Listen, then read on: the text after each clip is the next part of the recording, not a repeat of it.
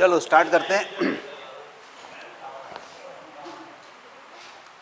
चलो शांत हो जाओ सभी। लास्ट टर्न पर हमने यूनिट एंड मेजरमेंट खत्म कर लिया था, ठीक है। अब आज हम स्टार्ट करेंगे motion, means 1 dimension motion, 2 dimension motion, 3 dimension motion, जितने टाइप के मूवमेंट हो सकते हैं वो अपन कंप्लीट करेंगे। और ये आपके जो सिलेबस में लिखा हुआ है, डिस्प्लेसमेंट, वेलोसिटी, एक्सेलरेशन, ये सब लिखा हुआ है। तो ये मान के चलो कि ये 9, 10th और थोड़ा सा 11th, 10th में तो खैर हैवी नहीं है, 9th और 11th ये थोड़ा सा मिला दो, बस इसी से काम अपना चल जाएगा। 9th का पूरा करना है और 11th का थोड़ा सा, बहुत ज़्यादा डिटेल में नहीं जाना। 11th का ये मान के चलो 25%, 9th का 100% और 11th का 25%, इतना कर लिया तो ये हमारा चैप्टर कंप्लीट हो जाएगा।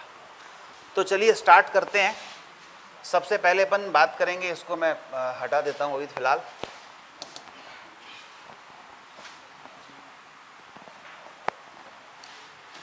सबसे पहले point object. Point object Hindi में कहते हैं बिंदु वस्तु, ठीक है। पॉइंट ऑब्जेक्ट या बिंदु वस्तु क्या होती है? बिंदु वस्तु या क्या होता है पॉइंट ऑब्जेक्ट? क्या होता है जब हम कोई भी बॉडी की स्टडी करते हैं, चाहे वो रेस्ट में हो या मोशन में हो, तो उस पूरे ऑब्जेक्ट को, पूरी बॉडी को एक पॉइंट मानना पड़ता है, ठीक है। लेकिन क्या सभी को पॉइंट मान सकते हैं? जैसे अर्थ है, अर्थ तो इतनी बड़ी है, फिर भी क्या उसको पॉइंट ऑब्जेक्ट मान सकते हैं, बिंदु वस्तु मान सकते हैं? या एक ट्रेन है, क्या उसको भी हम पॉइंट ऑब्जेक्ट मान सकते हैं? किसी को भी हम पॉइंट ऑब्जेक्ट मान सकते हैं अगर कंडीशन है, if the distance covered by that body is very larger and larger than the size of object, ठीक है। अगर उस वस्तु के द्वारा चली गई दूरी उसके साइज की तुलना में बहुत बहुत बहुत ज़्यादा हो, तो उस वस्तु को हम पॉइंट ऑब्जेक्ट मान सकते हैं। जैसे अर्थ के अराउंड मून रिवॉल्व कर रहा है, तो मून को पॉइंट ऑब्जेक्ट मान सकते हैं, क्योंकि जब वो रिवॉल्व करेगा तो जो डिस्टेंस होगी वो बहुत ज़्यादा होगी उसके साइज़ की तुलना में। अर्थ को भी हम पॉइंट ऑब्जेक्ट मान सकते हैं, क्योंकि अर्थ जब सन के अराउंड रिवॉल्व करेगी तो एक वर्ष में उसने इतनी डिस्टेंस कवर कर चुकी होती है कि उसके साइज़ से बहुत ज़्यादा होती है। फुटबॉल का मैच चल रहा है, गेम चल रहा है, और उसमें जो है फुटबॉल का साइज़ वैसे तो अपने को दिखेगा बहुत ज़्यादा है, लेकिन जब 2 घंटे का मैच हो रहा है तो उसमें आप देखेंगे कि distance covered by football is very very larger than the size of object, तो हम फुटबॉल को भी पॉइंट ऑब्जेक्ट मान सकते हैं। और एक ट्रेन है, मान लीजिए आधा किलोमीटर लंबी ट्रेन है, लेकिन जब वो मान लो कश्मीर से कन्याकुमारी तक जाती है तो बहुत ज़्यादा डिस्टेंस कवर कर रही है in comparison to the size of train, तो फिर ट्रेन को भी हम बिंदु वस्तु मान सकते हैं। तो सिंपल परिभाषा है, आप लिख लीजिए पॉइंट ऑब्जेक्ट की। If distance covered by object is very larger than size of object, ठीक है। यदि वस्तु द्वारा चली गई दूरी, यदि वस्तु द्वारा चली गई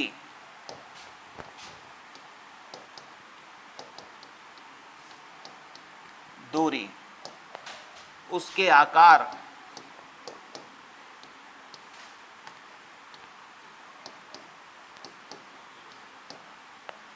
की तुलना में बहुत ज़्यादा हो, तो पॉइंट ऑब्जेक्ट मान सकते हैं, ठीक है। ठीक है, पॉइंट ऑब्जेक्ट हो गया। अब बात आती है कि ये जो पॉइंट ऑब्जेक्ट है, जब मैं पॉइंट ऑब्जेक्ट की बात करूंगा तो कई बार पार्टिकल भी बोल सकता हूं। पार्टिकल मतलब पॉइंट ऑब्जेक्ट। एक कार चल रही है तो कार को भी हम पार्टिकल मान सकते हैं, पॉइंट ऑब्जेक्ट मान सकते हैं, ठीक है। तो यहाँ पर अब हम बात करते हैं कि रेस्ट क्या है एंड मोशन क्या है। सबसे पहले रेस्ट एंड मोशन, इसकी बात करेंगे। हिंदी में कहते हैं अगर कोई वस्तु विराम में है तो विराम एंड गति, इसकी बात करें, ठीक है। हम लोग जो बैठे हैं वो कैसे हैं, विराम में है कि रेस्ट में है? हम लोग रेस्ट में ही हैं। एक मिनट, हेलो, हाँ अंजलि, हाँ इनको ऊपर भेज दो, कहना ठीक कर दो उसको, है ना। तो बात कर रहा हूँ विराम और गति की। तो हम लोग जो बैठे हैं वो रेस्ट में है कि विराम की गति में? रेस्ट में है, ठीक है। और ये पंखा चल रहा है, ये मोशन में है। और आप प्लेटफॉर्म पर खड़े हैं, एक ट्रेन चल रही है तो वो मोशन में है। दो ट्रेन एक साथ चल रही है तो वो भी मोशन में है। लेकिन मैं कहता हूँ कि हम लोग रेस्ट में नहीं है। अर्थ रिवॉल्व कर रहा है तो हम भी रिवॉल्व कर रहे हैं, हम मोशन में हैं। लेकिन मैं कहता हूँ कि नहीं, हम तो रेस्ट में ही हैं, और मेरा आंसर सही है। मैं आपका उल्टा बोलूँगा, आप कहोगे नहीं सर हम मोशन में हैं, तो मैं कहूँगा नहीं मेरा आंसर सही है, मैं रेस्ट में हूँ। और आप कहोगे रेस्ट में, तो मैं कहूँगा नहीं मेरा जो है आंसर कि हम मोशन में हैं सही है, आप लोग गलत हो। तो सही तरीका क्या है? एक्चुअली ये क्वेश्चन ही गलत है। अगर मैं पूछता हूँ कि क्या हम रेस्ट में हैं, तो ये क्वेश्चन गलत है। मैं पूछता हूँ क्या हम मोशन में हैं, तब भी ये क्वेश्चन गलत है। सही क्वेश्चन ये है कि अगर मैं ये पूछ रहा हूँ कि हम रेस्ट में हैं, तो आपको काउंटर क्वेश्चन करना चाहिए, किसके रिस्पेक्ट में? रेस्ट और मोशन एब्सोल्यूट थिंग्स नहीं है, पहली बात ये समझ लो। रेस्ट एंड मोशन निरपेक्ष राशियाँ नहीं है। निरपेक्ष राशियाँ वो राशियाँ होती हैं जिनकी वैल्यू किसी ऑब्जर्वर पर डिपेंड नहीं करती। जो हैं वो हैं, हमेशा से हैं, हमेशा तक रहेंगी। लेकिन जो रेस्ट एंड मोशन है ये रिलेटिव थिंग्स हैं, ये एब्सोल्यूट नहीं है। रिलेटिव वो होती हैं जो देखने वाले पर निर्भर करती हैं कि देख कौन रहा है, कहाँ से देख रहा है। एक ऑब्जेक्ट जो रेस्ट में है वो एक ऑब्जर्वर के लिए रेस्ट में दिखेगा। एक कोई ऑब्जेक्ट है, एक ऑब्जर्वर के लिए वो रेस्ट में हो सकता है और दूसरे ऑब्जर्वर के लिए वही मोशन में हो सकता है। बड़े सिंपल से एग्जांपल देता हूँ मैं आपको। जैसे ये एक रेलवे ट्रैक है, इधर पैरेलल रेलवे ट्रैक एक और है, और ये जो है प्लेटफॉर्म है। एक पैसेंजर ये खड़ा हुआ है, वेट कर रहा है ट्रेन का। ये ट्रेन आ रही है, इस डायरेक्शन में जा रही है 100 किलोमीटर पर आवर की स्पीड से। दूसरी ट्रेन इसके बिल्कुल पैरेलल चल रही है, पैरेलल ट्रैक पर, और वो भी 100 किलोमीटर पर आवर की स्पीड से चल रही है। एक ऑब्जर्वर ए है और यहाँ पर एक खड़ा हुआ है पेड़, ठीक है, ट्री। एक ये बी ऑब्जर्वर है, एक सी ऑब्जर्वर है। एक ट्री को देखता है तो ट्री ए के रिस्पेक्ट में रेस्ट में। अगर मैं कहूं ट्री कैसा है, आप मैं ये नहीं पूछूं किसके रिस्पेक्ट में, मैं कहूं ट्री जो है ट्री रेस्ट में है, ये पेड़ रेस्ट में है या मोशन में है, क्वेश्चन गलत होगा। आपको बताना पड़ेगा ए के रिस्पेक्ट में कि बी के रिस्पेक्ट में या सी के रिस्पेक्ट में। अगर मैं आपसे पूछ रहा हूँ ट्री कैसा है, तो आप कहोगे ए के रिस्पेक्ट में तो रेस्ट में। ए पर खड़ा व्यक्ति ए जो है वो देखेगा रेस्ट में दिखेगा। बी जो देखेगा ट्री को तो उसको पीछे भागता हुआ दिखेगा। आप चलती ट्रेन में देखो पीछे खिड़की से, तो सब कुछ पीछे भागते हुए नजर आते हैं ना। हमें लगता है हम रेस्ट में और सब पूरी दुनिया पीछे भाग रही है ना। ऐसी सी जब ट्री को देखेगा, ए को देखेगा, तो ये दोनों पीछे भागते नजर आएंगे। यानी बी और सी के लिए टी और ए मोशन में हो गए। लेकिन ये बी सी को देखेगा, रेस्ट में देखेगा, क्योंकि दोनों सेम स्पीड से जा रहे हैं, सेम डायरेक्शन में जा रहे हैं। तो जब बी सी को देखेगा तो हम कहेंगे सी मोशन में है या रेस्ट में है, तो आप कहोगे सी ग्राउंड के रिस्पेक्ट में तो मोशन में है, लेकिन इस चलती हुई ट्रेन बी के रिस्पेक्ट में रेस्ट में है। ऐसे ही बी सी के रिस्पेक्ट में रेस्ट में है। ये पूरा ट्रेन का कंपार्टमेंट होता है जिसमें हम बैठे हैं हॉल में, और ये ट्रेन मान लो, इमेजिन कर लो 100 किलोमीटर पर आवर से चल रही है, तो हम तो एक दूसरे के रिस्पेक्ट में रेस्ट में हैं, लेकिन हम इस कंपार्टमेंट के बाहर कोई अलग दुनिया है, उसके रिस्पेक्ट में तो हम मोशन में हैं। ठीक है, तो ध्यान रखिएगा, rest and motion these are relative things. पूरी दुनिया में ना कोई रेस्ट में है ना मोशन में है।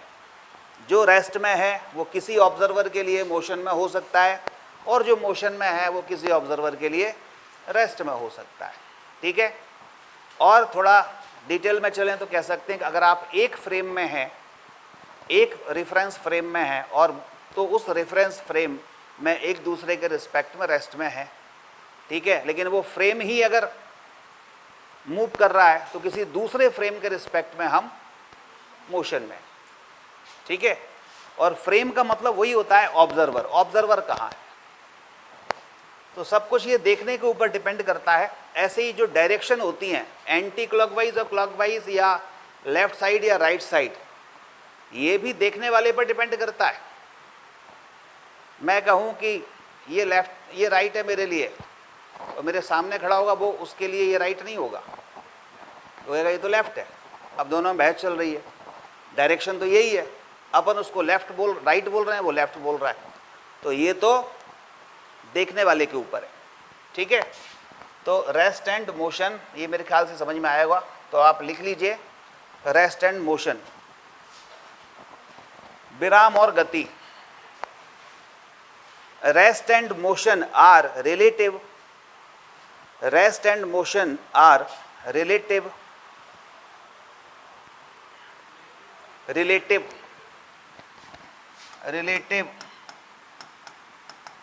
पैरामीटर्स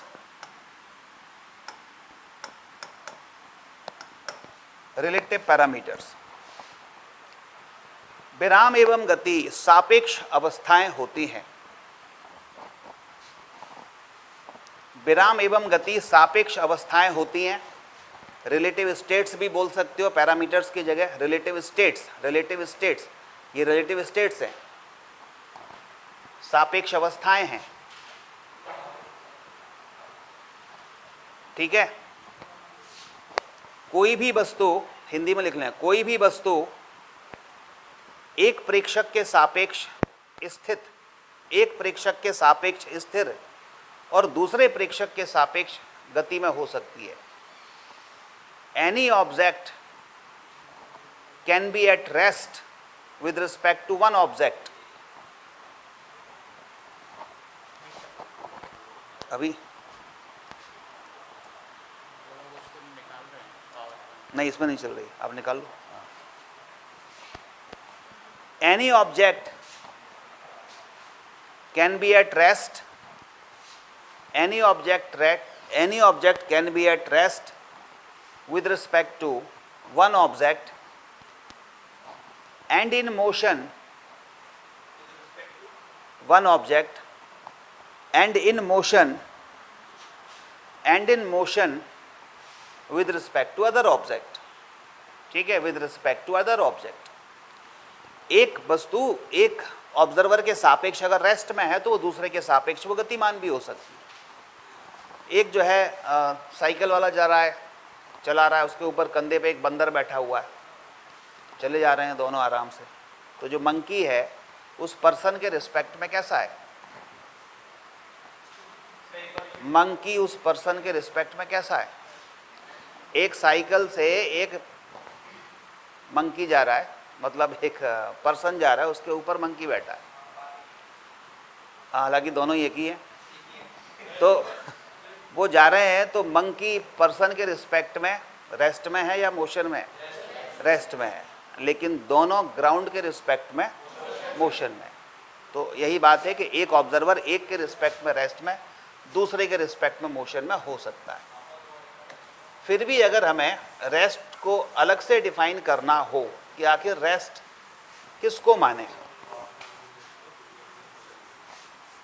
तो अब अलग से लिख लें, रेस्ट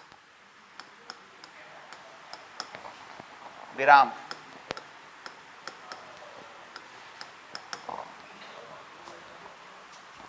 अच्छा, हम लोग आपस में एक दूसरे के रिस्पेक्ट में रेस्ट में कब मानेंगे? सोचो। क्या? जरा भी मूवमेंट नहीं करें, जब नींद में होंगे। स्टेशनरी का मतलब ही रेस्ट है। मैं वही तो पूछ रहा हूँ, रेस्ट में कब माने, स्टेशनरी कब माने? जब स्पीड ना हो, सही बात है। और ये जो आप लोग बोल रहे हो सबका एक ही मेन कॉज है। कोई कह रहा है कि अगर हम नींद में हैं तो रेस्ट में होंगे, कोई कह रहा है हम मोशन में नहीं हैं तो रेस्ट में होंगे, कोई कह रहा है हम रेस्ट में हैं तो रेस्ट में ही होंगे, है ना, कोई कह रहा है हिले डुले नहीं तो रेस्ट में होंगे। ये सबका काम, सबका एक ही कारण है। और एक सेंटेंस में हम कह सकते हैं कि अगर हम अपनी पोजीशन किसी एक पर्टिकुलर पॉइंट के रिस्पेक्ट में चेंज ना करें, ठीक है, जैसे ये हॉल है और ये कॉर्नर मान लिया, कॉर्नर में एक एक्स एक्सिस हो गई ऐसी, एक ये वाई एक्सिस हो गई, ये वाला दीवार मान लो आप, तो इधर से समझ में सही आएगा, और ये हो गया जेड, ये हॉल हो गया, हॉल का ये सरफेस है, ये वाली सरफेस है, और ये फ्लोर है। ये कॉर्नर की बात कर रहे हैं, इसको कहते हैं ओरिजिन, ओ, ये ओरिजिन है नीचे वाला। सारी डिस्टेंस इसी ओरिजिन से मेजर की जाती है। अगर मैं कहता हूँ कि अभिषेक बैठे हैं 7 मीटर की दूरी पर, तो ये मेरा क्वेश्चन गलत है, ये आंसर ही गलत है कि मैं 7 कहूँ कि 7 मीटर की दूरी पर बैठे हैं। पूछना पड़ेगा कहाँ से, इधर से 7, किधर से 7, किधर से 7, किधर से 7। तो सारी दूरियां कहाँ से नापी जाएंगी? वो ओरिजिन से, तो ओरिजिन से 7 मीटर। तो अगर इनकी दूरी हमेशा ही 2 घंटे के लिए 7 मीटर ही रहती है, तो इसका मतलब ये रेस्ट में है। और हर सेकंड पर दूरी बदल रही है, तो मोशन में। तो फिजिक्स में मोशन की और रेस्ट की परिभाषा यही है, इफ द बॉडी और point object does not change its position with respect to time, ठीक है, with time, with respect to origin और with respect to surrounding, is called at rest. अगर कोई वस्तु अपनी स्थिति में परिवर्तन आसपास के वातावरण या आसपास के सापेक्ष समय के साथ बदल नहीं रही है, तो हम कहेंगे क्या कि वो वस्तु कैसी है? रेस्ट में है। और बदल रही है तो मोशन में। तो ये सिंपल सी परिभाषा है, तो लिख लें इसको, रेस्ट की परिभाषा। If a body does not change its position, if a body does not change its position with respect to surrounding, with respect to surrounding, with time, with respect to surrounding, with time, with respect to surrounding, with time, is called at rest. यदि कोई वस्तु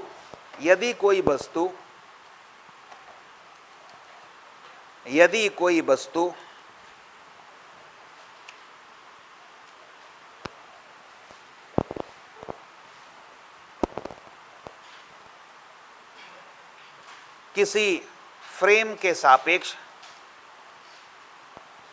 किसी निर्देश frame कह सकते हैं, किसी निर्देश फ्रेम के सापेक्ष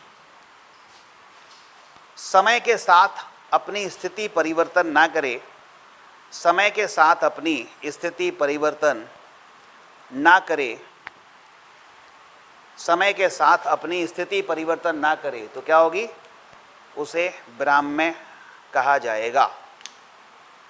दूसरा लिख लो, मोशन। मोशन, अगर कोई वस्तु अगर कोई वस्तु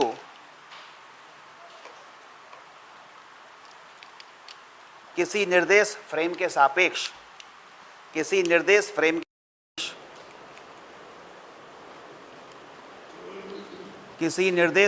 फ्रेम के सापेक्ष अपनी स्थिति में परिवर्तन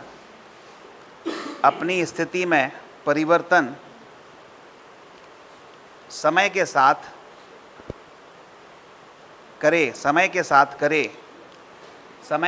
करे तो क्या होगा? इसे क्या बोलेंगे? मोशन, गतिमान बोलेंगे। इंग्लिश में लिख लें, if a body changes its position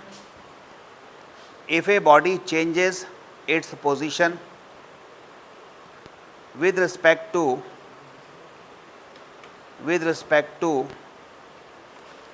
surrounding with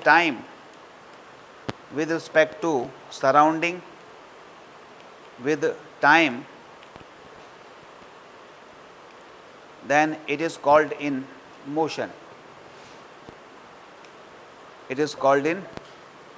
motion. ठीक है?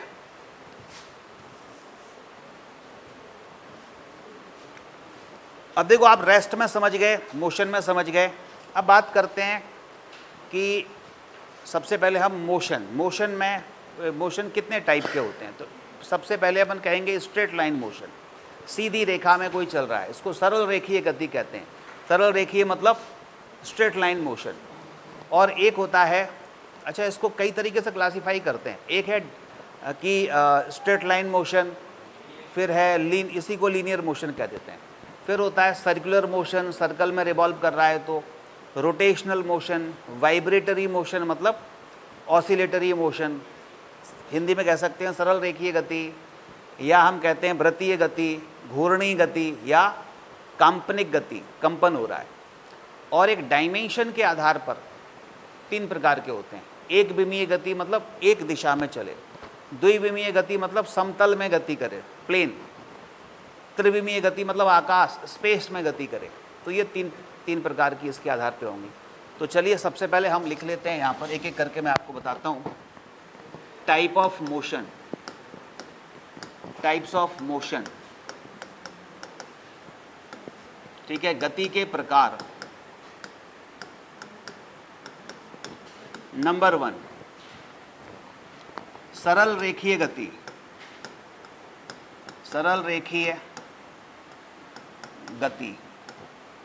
इसको कहते हैं स्ट्रेट लाइन मोशन।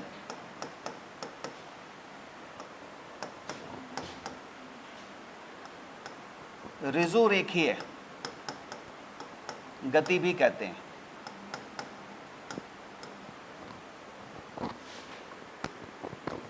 दूसरा, अच्छा इसके नाम से ही पता चल रहा है, सरल रेखीय मतलब एक लाइन में गति हो, जब कोई वस्तु सरल रेखा पर गति करे। दूसरा होता है सर्कुलर मोशन।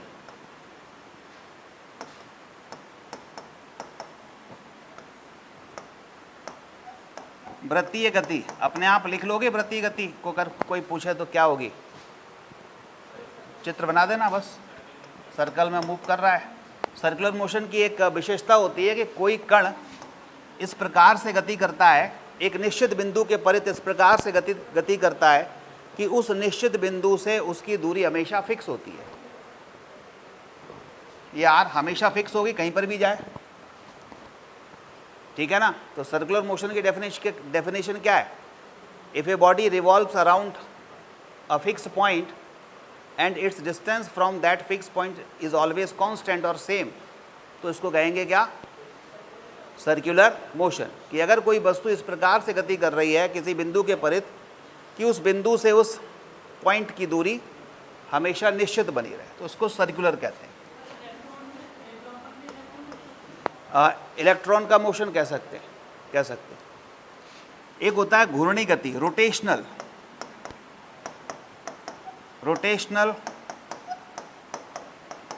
मोशन।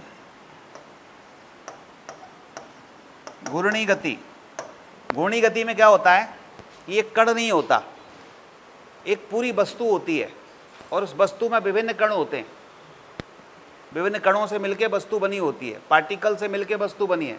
अब पूरी बॉडी एक एक्सिस के अबाउट रोटेट हो रही है, तो उसके सारे के सारे जो पार्टिकल हैं वो सर्कुलर मोशन कर रहे होते हैं।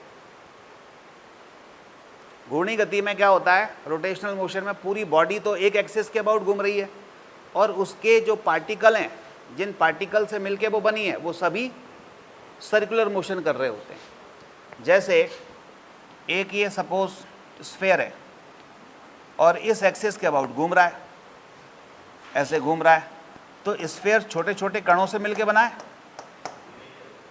अब ये पार्टिकल इस रेडियस में घूम रहा है सर्कल में, ये पार्टिकल इस रेडियस में घूम रहा है, ये पार्टिकल इस रेडियस में घूम रहा है, यानी जितने पार्टिकल से मिलके वो गोला बना है, स्फीयर बना है, वो सारे पार्टिकल क्या कर रहे हैं, सर्कल में रिवॉल्व कर रहे हैं। और इन सबका कॉम्बिनेशन क्या हो गया, रोटेशनल मोशन, घूर्णी गति। तो घूर्णी गति में क्या होता है, पूरी बॉडी एक निश्चित अक्ष के अबाउट गति करती है and its constituent particles are revolving around different radius। बहुत बड़ा डिफरेंस है। सर्कुलर मोशन में एक पार्टिकल होता है और एक पार्टिकल किसी फिक्स पॉइंट के अबाउट रिवॉल्व करता है, उसकी डिस्टेंस सेम होती है। रोटेशनल मोशन में एक पार्टिकल नहीं होता, हजारों करोड़ों अरबों खरबों पार्टिकल होते हैं, उनसे मिलके एक बॉडी बनती है। फिर वो बॉडी एक एक्सिस के अबाउट रोटेट होती है और जिन पार्टिकल से मिलके वो बनी है वो सर्कुलर मोशन कर रहे होते हैं। हाँ, हो सकता है, उसको एक अगर पूरा मान लें तो, एक ही ऑब्जेक्ट मान लें तो, ठीक है। तो ये रोटेशन हो गया। चौथा,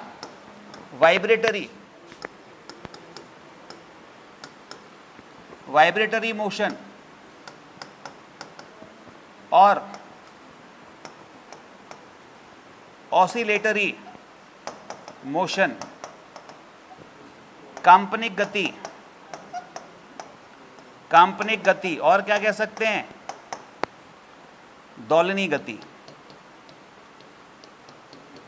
हालांकि दोलन जो होते हैं तो थोड़े बड़े बड़े होते हैं, ऑसिलेशन आपको दिखता है, कंपन ये छोटे छोटे होते हैं, ठीक है। वाइब्रेटरी मोशन और ऑसिलेटरी मोशन, जैसे पेंडुलम ऑसिलेट करता है, ये ऑसिलेटरी मोशन है। तबला जो होता है, तबले को ऐसे मार दीजिए तो उसके जो ऐसे वाइब्रेशन होते हैं। मोबाइल वाइब्रेट करता है जब रिंग आती है, तो ये सब वाइब्रेटरी मोशन, ठीक है। तो अगर कोई वाइब्रेटरी मोशन या ऑसिलेटरी मोशन की डेफिनेशन पूछे तो क्या लिखोगे, कैसे लिखोगे? आपको होमवर्क है, आप सर से चेक करवा लेना, होमवर्क मैं दे रहा हूँ, चेक सर करेंगे, ठीक है।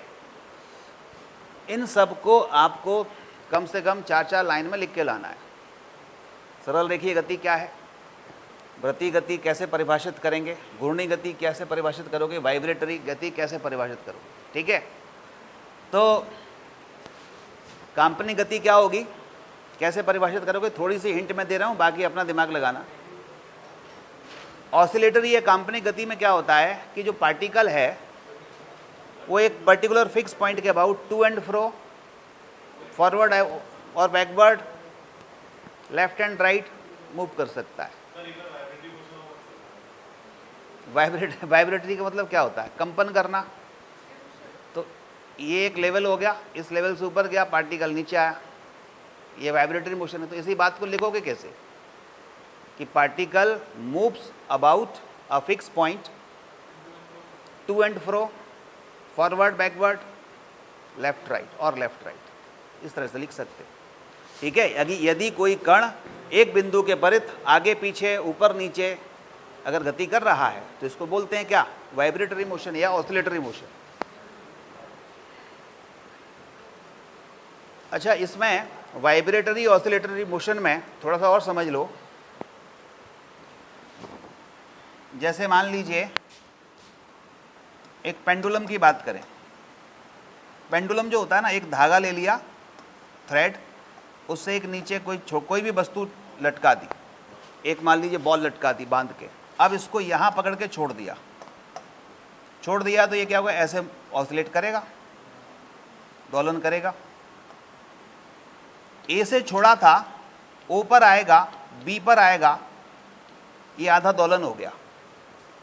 बी से ए ओ पर आया, ओ से फिर वहीं आ जाए जहां से छोड़ा था, इसको बोलते हैं वन ऑसिलेशन, एक ऑसिलेशन यानी एक दोलन। और इस एक दोलन को, एक दोलन में जितना टाइम लगता है उस टाइम को बोलते हैं दोलन काल, टाइम पीरियड, ठीक है। और अगर हम एक सेकंड में सोचें इसमें कितने ऑसिलेशन हो गए तो उसको बोलते हैं फ्रीक्वेंसी, आवृत्ति। तो इसमें कुछ टर्म्स हैं जो याद होनी चाहिए, जैसे कि आवर्तकाल की बात करूं मैं, आवर्तकाल क्या बोलते हो इंग्लिश में, टाइम पीरियड। टाइम पीरियड क्या होगा, time taken by particle to complete one oscillation, किसी कण के द्वारा एक दोलन पूर्ण करने में लगा समय। Time taken by particle to complete one oscillation, यानी एक दोलन पूर्ण करने में लिया गया समय। एक दोलन पूर्ण करने में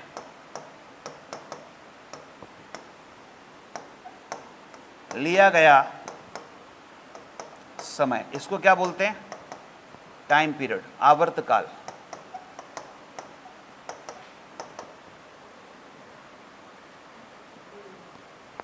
आवृत्ति क्या होगी, इसको बोलते हैं फ्रीक्वेंसी। बोलो आवृत्ति क्या हो, एक सेकंड में जितने दोलन हो रहे हैं, जितने ऑसिलेशन हो रहे हैं, उसको कहते हैं फ्रीक्वेंसी। तो नंबर ऑफ ऑसिलेशंस और vibrations in 1 second, number of vibrations और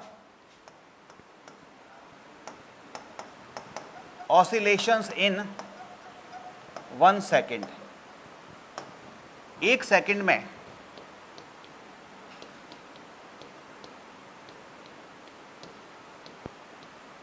दोलनों की संख्या, एक सेकंड में दोलनों की संख्या, ये क्या होती है, आवृत्ति होती है। एक सेकंड में दोलनों की संख्या, ये आवृत्ति है। ऐसे दोलन होते हैं, एक सेकंड में कितनी बार दोलन हो रहे हैं, वो उसकी आवृत्ति हो गई। नंबर ऑफ वाइब्रेशंस और ऑसिलेशंस इन 1 सेकंड, ठीक है। तो मैंने 4 प्रकार बताए, ऐसे ही 3 प्रकार और होते हैं गति के, जो कि दिशाओं के आधार पर होते हैं। बता दूं इसको, एक और वर्गीकरण है, सेकंड वर्गीकरण।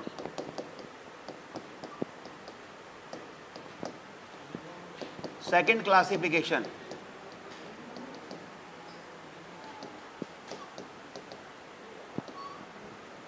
पहला होता है 1 डायमेंशनल मोशन, 1D मोशन। पूरा लिख दूं, 1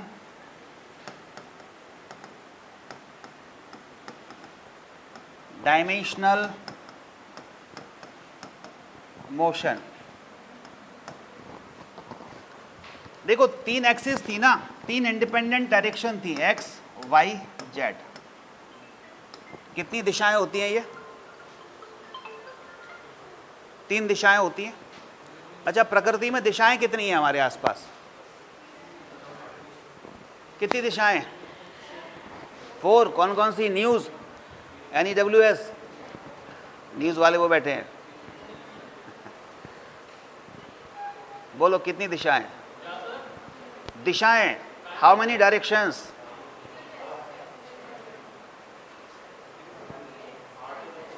8 या 10, 7 होती है, 6 और 8 हैं। 8 कौन कौन सी है बताना जरा।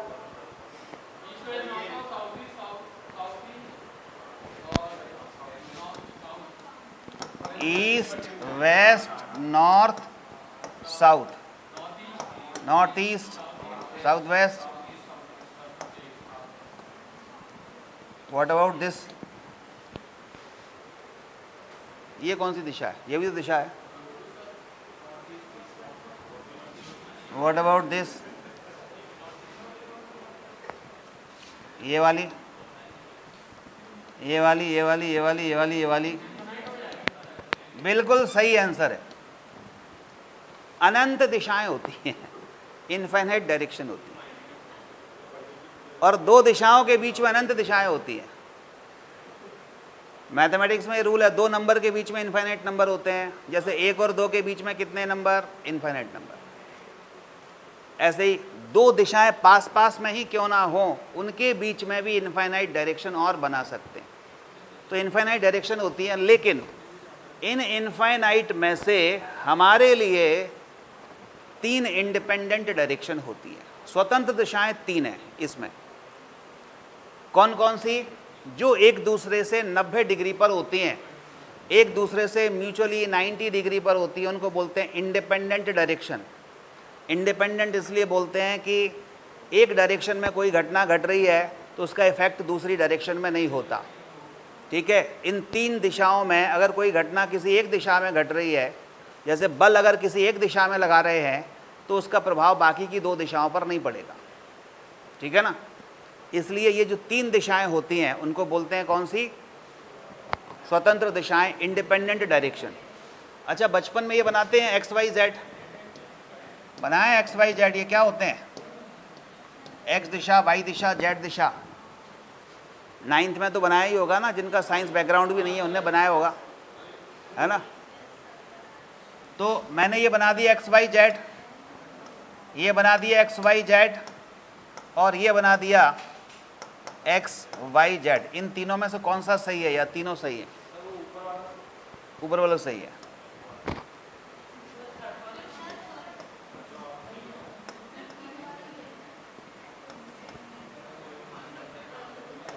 बोलो, इन चारों में से कौन सा सही है? सबसे ऊपर वाला तो सही है, ये तो सभी बनाते हैं. ये वाला मैं कहता हूँ गलत है, ये वाला भी गलत है, ये वाला सही है. अब अंदाजा लगाओ कैसे पहचानें कौन सा सही है.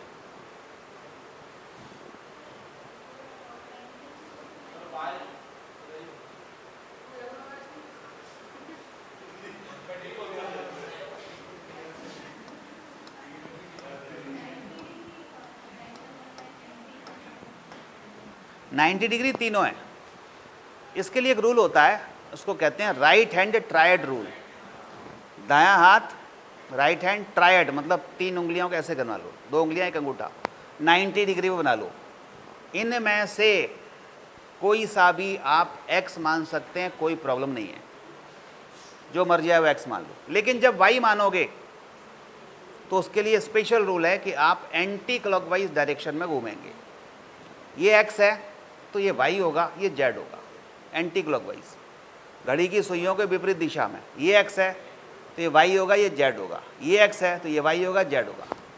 अगर मैं ये x ले रहा हूँ तो ये y होना चाहिए z, एंटी क्लॉकवाइज डायरेक्शन में घूमना है. ये x ले रहा हूँ, कोई दिक्कत नहीं है, तो एंटी क्लॉकवाइज डायरेक्शन में घूमो y z के लिए. लेकिन अगर मैंने ये x मान लिया और y अगर ऐसा ले लिया तो ये तो क्लॉकवाइज हो गया, गलत हो जाएगा. ये x ले लिया और आप ऐसे क्लॉकवाइज घूम रहे हो तो ये गलत हो जाएगा. तो राइट हैंड ट्रायड और एंटी क्लॉकवाइज, ये हेडिंग लिख लेना नोट करके. एक्स वाई जेड निर्देशांक, इसकी जरूरत पड़ेगी.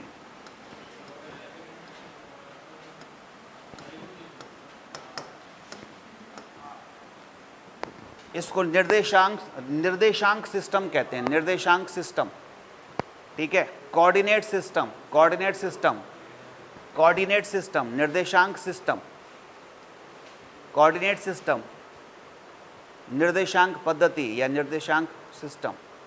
और इसका रूल क्या है? राइट हैंड, अभी कुछ नहीं, ये बना लो. 1 डायमेंशन लिखा ना, इसके साथ में लिख लो. Right hand triad, right hand triad, TRIAD, triad. दाएं हाथ त्रिभुज का नियम, दाएं हाथ के त्रिभुज का नियम, ठीक है। चलिए, तो ये एक्स वाई जेड ये क्या है, ये स्वतंत्र दिशाएं हैं। तो इसमें लिखो, ये चित्र बना लो, लिखो x by Z, x by Z यह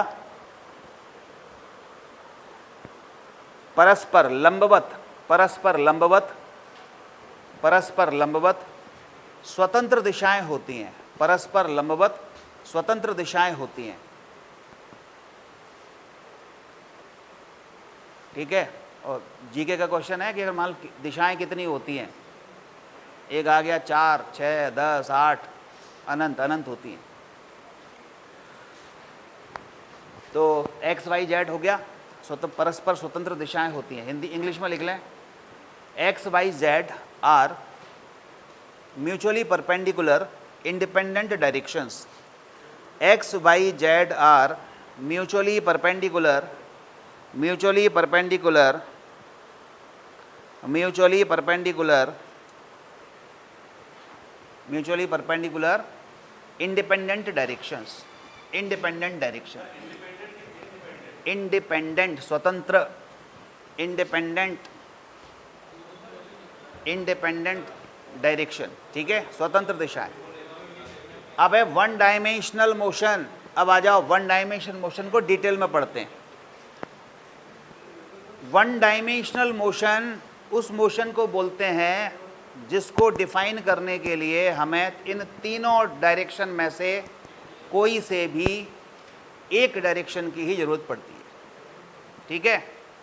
क्या बताया, अगर कोई बॉडी इस तरह से मूव कर रही है कि उसके मोशंस को, उसकी गति को परिभाषित करने के लिए, उसको समझाने के लिए हमें केवल और केवल एक ही डायमेंशन की, एक ही विमाओं की ज़रूरत पड़ती है, एक ही निर्देशाक्ष की ज़रूरत पड़ती है, चाहे एक्स की, चाहे वाई की या जेड की, तो उसको क्या बोलते हैं, वन डायमेंशनल मोशन, ठीक है।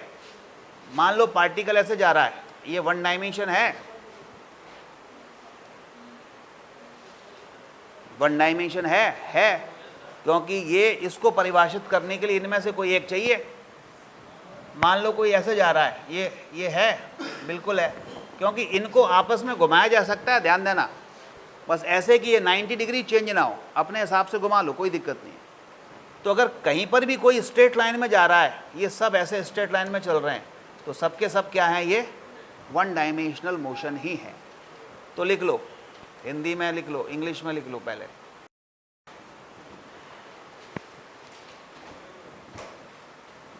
लिखो इंग्लिश में, इफ मोशन ऑफ पार्टिकल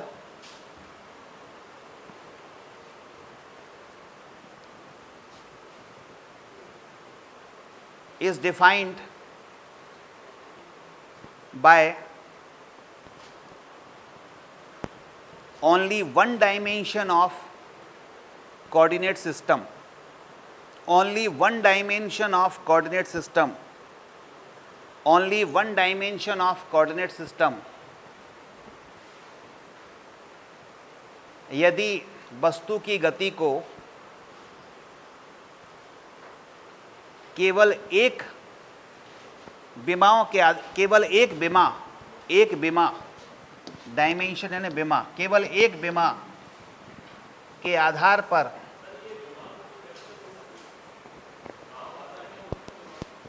विमा मतलब एक डायमेंशन बोलते हैं ना, ऐसे कह सकते हो, एक लाइन, एक और, ये भी कह सकते हैं।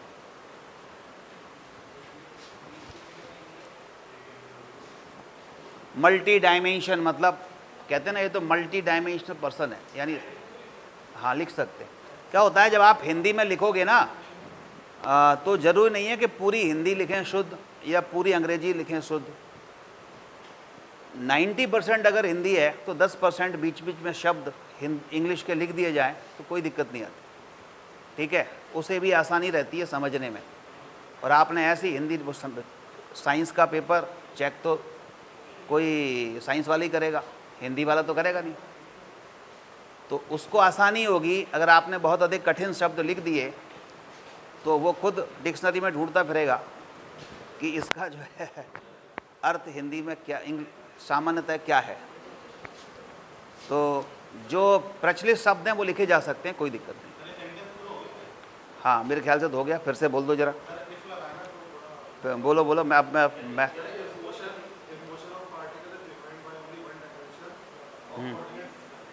of coordinate system, then it is one dimensional motion. यदि एक विमा में हो, फिर से बोल दो जरा, हिंदी में क्या बोला था मैंने? हाँ, एक डायमेंशन में व्यक्त करें, एक डायमेंशन में व्यक्त करें या परिभाषित करें तो यह एक विमीय गति होती है। एग्जाम्पल आप बताएं। रेल ट्रेन अगर ट्रेन हमेशा सीधी रेखा में नहीं चलती, इधर उधर भी तो मुड़ जाती है ट्रेन। तो अगर जब तक सीधी रेखा में चल रही है, स्ट्रेट लाइन में चल रही है, तब तक एग्जाम्पल हो जाएगा। लाइट रे मान सकते हैं, light always travel in straight line, लेकिन आगे हायर फिजिक्स में मुड़ भी जाती है वो, लेकिन फिर भी चलो लाइट का तो मान सकते हैं। और परफेक्ट एग्जाम्पल है, एक बॉडी को किसी हाइट से छोड़ दो तो सीधे स्ट्रेट लाइन को फॉलो करते हुए नीचे गिरेगी, ठीक है ना। आएगी, हवा नहीं चल रही हो और हवा हो ही ना, तब अपन एक बॉडी को छोड़ दो तो वो सीधे नीचे गिरेगी, सीधी सरल रेखा को फॉलो करते हुए। तो ये परफेक्ट एग्जाम्पल है, लिखो। If a body is dropped from a particular height, if a body is dropped from a particular height, then it will move in a straight line. यदि वस्तु को किसी ऊंचाई से छोड़ दिया जाए, यदि किसी वस्तु को किसी ऊंचाई से छोड़ दिया जाए तो यह नीचे की ओर सरल रेखा में गति करेगी। It will move in a straight line. देखो ये बॉल है, छोड़ रहे हैं, ये नीचे गिर जाएगी सरल रेखा में, ठीक है, और ज़मीन से टकरा जाएगी। तो ये कौन सी गति है? ये स्ट्रेट लाइन मोशन है या वन डायमेंशनल मोशन है। तो इसमें एक आगे लिख लें कि सरल रेखीय दिशा में, सरल रेखीय। हाँ, अगर किसी वस्तु को किसी ऊंचाई से छोड़ दें, ठीक है, तो वह नीचे की ओर सरल रेखीय दिशा में गति करेगी, ठीक है, कोई दिक्कत नहीं है। If a body is dropped from height या certain height, it will move downward in straight line, ठीक है। अरे यार सेंटेंस बना लो, मैं तो हर बार बोलूँगा नया सेंटेंस बोलूँगा, मेरे दिमाग में फिक्स थोड़ी है कि वही सेंटेंस फिर बोलना है। आप मुझसे 4 बार बोलोगे नया सेंटेंस मिलेगा। मैं थोड़ी रट के आया हूँ कि वही बोलूँ फिर बार बार। खुद से बना लो, मैं जो उसका अर्थ समझो, खुद से सेंटेंस बना लो, है ना। आपको तो राइटिंग प्रैक्टिस होनी चाहिए, सिचुएशन दे दी जाए, राइटर्स होने चाहिए आप लोग। सिचुएशन ये है, बॉडी को छोड़ रहे हैं, नीचे गिर रही है और स्ट्रेट लाइन में गिर रही है, बताओ, लिख लो अपने हिसाब से। हाँ, इसमें क्या होता है, ये इसने अच्छा पूछा, सुनो। क्या किसी वस्तु को छोड़ें तो उसका वेट होना जरूरी है? बिल्कुल जरूरी, तभी तो अर्थ पुल कर पाएगी, ठीक है। लेकिन इसमें कट सुनो, लेकिन अगर मेरे पास 2 ऑब्जेक्ट हैं, एक 1 किलोग्राम का है और एक 2 किलोग्राम का है, दोनों को छोड़ रहे हैं सेम हाइट से, तो ज़मीन पर टकराएंगे, सेम टाइम पर टकराएंगे और सेम वेलोसिटी से टकराएंगे। वो वेलोसिटी और टाइम उसके मास पर डिपेंड नहीं करेगा, लेकिन नीचे की ओर गिरना ये मास पर डिपेंड करेगा, क्योंकि अर्थ उसको पुल करेगी ना, ठीक है। लेकिन वो जब पुल कर रही होगी तो सभी को एक्सीलरेशन उनका सेम होगा, सभी का एक्सीलरेशन यानी त्वरण समान होगा। तो जो एक्सीलरेशन है या त्वरण है वो इस बात पर डिपेंड नहीं करता कि किसी बॉडी का मास क्या है। एक्सीलरेशन एक्चुअली अर्थ का है, उनका नहीं है। तो अर्थ के मास पे डिपेंड करेगा एक्सीलरेशन, ना कि उनके ऑब्जेक्ट के मास पर। तो धीरे धीरे हम चर्चा करेंगे इन सब बातों की। तो ये एक परफेक्ट एग्जाम्पल हो गया। अब आ जाओ 2 डायमेंशन मोशन। अगला है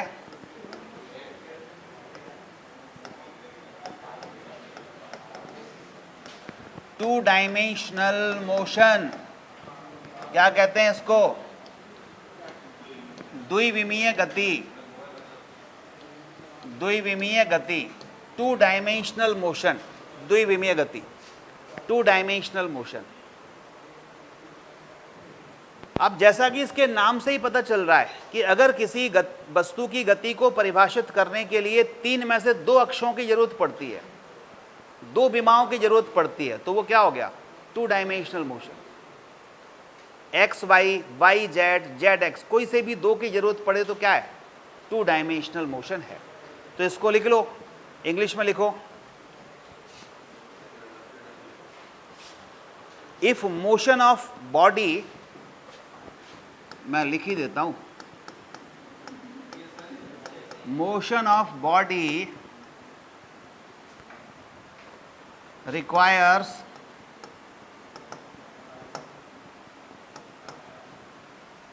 टू डायमेंशन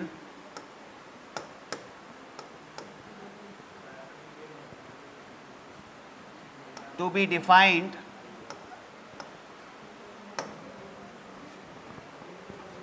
अगर वस्तु की गति को परिभाषित करने के लिए दो विमाओं की आवश्यकता होती है। यदि वस्तु की गति को परिभाषित करने के लिए दो विमाओं की आवश्यकता होती है,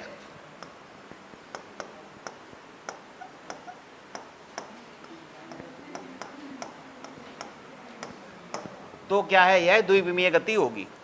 तो सबके आगे लिख लो, तो यह द्विविमीय गति होगी, then it is two dimensional motion. Note लिखो, नोट, द्विविमीय गति को हम समतलीय गति भी कहते हैं। It is plane motion, motion in plane. It is also called motion in plane. It is also called motion in plane. Plane का मतलब हवाई जहाज में गति नहीं, प्लेन का मतलब सरफेस पर गति। मोशन इन प्लेन, हिंदी में कहते हैं यह समतल में गति होती है। समतल, इसे समतल में गति भी कहते हैं। समतल में गति, समतल में गति भी कहते हैं, इसको समतल में गति भी कहते हैं। और समतल जो बनते हैं ना, वो दो अक्षों को मिला के बनते हैं। जैसे ये एक्स वाई, इनको मिला दो तो ये कौन सा तल बना? एक्स वाई तल, एक्स वाई प्लेन। और ये वाई जेड प्लेन, और ये बना z x plane, z x plane, z x plane. X y तल, एक्स वाई प्लेन, ये वाई जेड प्लेन है, जेड एक्स। ये एक्स और वाई को मिलके ये वाला सरफेस एक्स वाई बना। ये वाई और जेड इधर होता है, वाई और जेड को मिला के इधर वाला सरफेस वाई जेड बना। और एक्स और जेड को मिला के नीचे वाला क्या बना? जेड एक्स प्लेन बना, जेड एक्स फ्रेम बना। ठीक है। एक होती है three dimension motion, 3D motion, 3D। हाँ, इसके एग्जाम्पल लिख लो। चलो कुछ एग्जाम्पल लिख लें इसके, बताओ आप लोग। इसके लाखों करोड़ों एग्जाम्पल भरे पड़े हैं हमारे आसपास। मोशन ऑफ कार सही है, कार भी टेढ़ी मेढ़ी चलती है, सरफेस पे चलती है, रोड पे। हम लोग जो चलते हैं वो भी तो टू डायमेंशन में ही चलते हैं, हमेशा सीधे थोड़ी जाते हैं, इधर उधर भी मुड़ जाते हैं। दीवार पर छिपकली रेंगती है, वो भी जो है क्या हो गया? 2D हो गया। और 2D बोलो।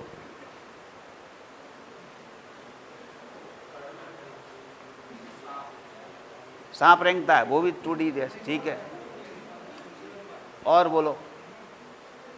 हजारों एग्जाम्पल। सर्कुलर मोशन, वृत्तीय गति 2D होती है, टू डायमेंशन मोशन होती है सर्कुलर मोशन। प्रोजेक्टाइल मोशन, प्रक्षेप्य गति, जैसे एक पत्थर को ऐसे तिरछा फेंक दो, ऐसे जाके वो ऐसे गिर जाता है, एक ही फ्रेम में होता है, एक ही प्लेन में होता है। तो लिख लो कुछ एग्जाम्पल, आप लिख लो, कुछ मैं लिखवा देता हूं। वृत्तीय गति, सर्कुलर मोशन, सर्कुलर मोशन, और क्या कहते हो, प्रक्षेप गति, प्रक्षेप गति, क्या कहते हैं इसको, projectile, projectile motion.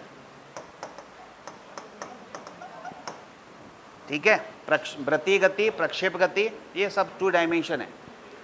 Projectile motion और motion of car on plain road, ये भी कह सकते हैं।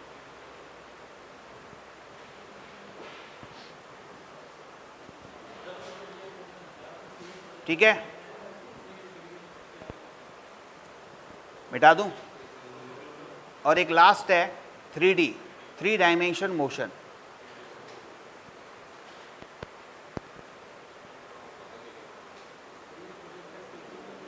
Three dimension motion,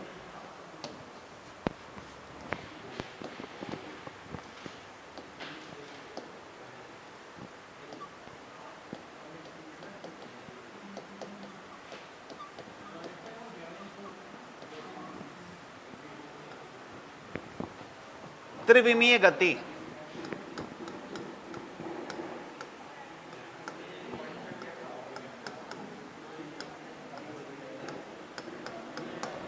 three dimension motion या त्रिविमीय गति। तो अब आप मेरे ख्याल से परिभाषा लिख पाओगे कि अगर किसी वस्तु की गति को परिभाषित करने के लिए तीनों अक्षों की जरूरत पड़ती है तो वो 3 डायमेंशन है। All 3 axes are required to define a motion of body. तो लिख दें, if all three axes of coordinate system, all 3 axes of coordinate system are required to define a motion of body, then it is 3-dimensional motion, Hindi में लिख लें, यदि निर्देशांक पद्धति के तीनों अक्षों की आवश्यकता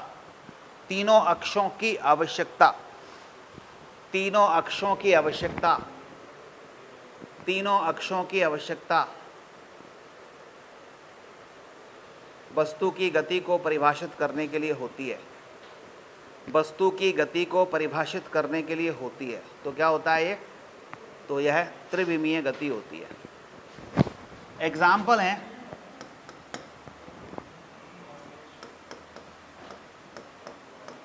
आप लोग बताओ।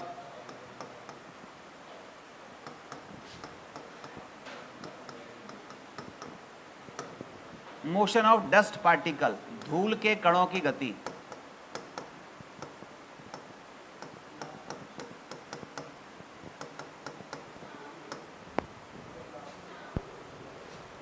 साउंड में पार्टिकल नहीं होते, वो वेव होती हैं, कह सकते हैं 3 डायमेंशन मोशन में मूव करती हैं। वेव 3 डायमेंशन मोशन में मूव करती है। धूल के कणों की गति, पार्टिकल की अभी फिलहाल बात करें, ठीक है। और बताओ, वैसे साउंड भी 3D मोशन में ही जाती है, जो वेव्स होती है ना वो 3D में जाती है। और बताओ, पक्षियों की गति, सही है, पक्षियों का उड़ना, birds are flying in the sky, पक्षियों की गति, birds are flying in the sky. Kite flying, पतंग का उड़ना, ये भी होता है, काइट फ्लाइंग,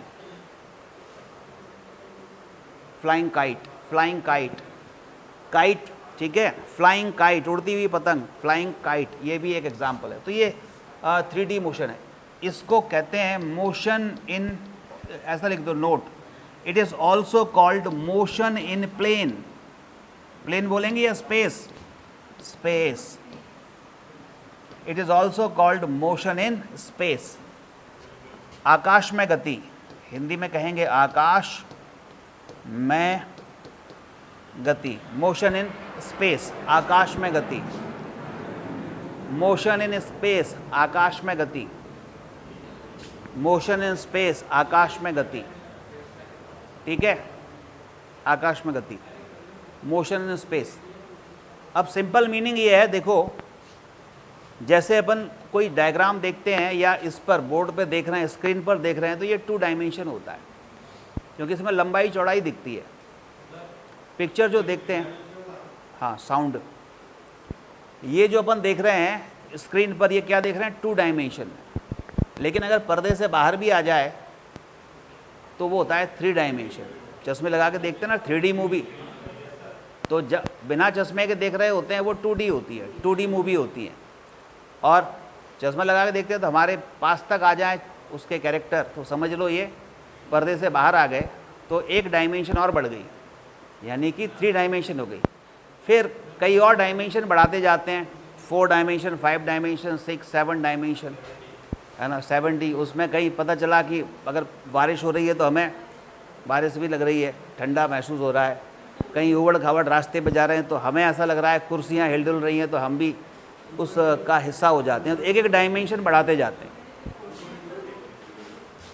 तो यहाँ पर अभी मैंने केवल इंट्रोडक्शन आपको दिया है, ठीक है, कि डायमेंशन होती क्या है और किस तरह से ये इसको हम डिफाइन करते हैं। आज की सफिशिएंट है।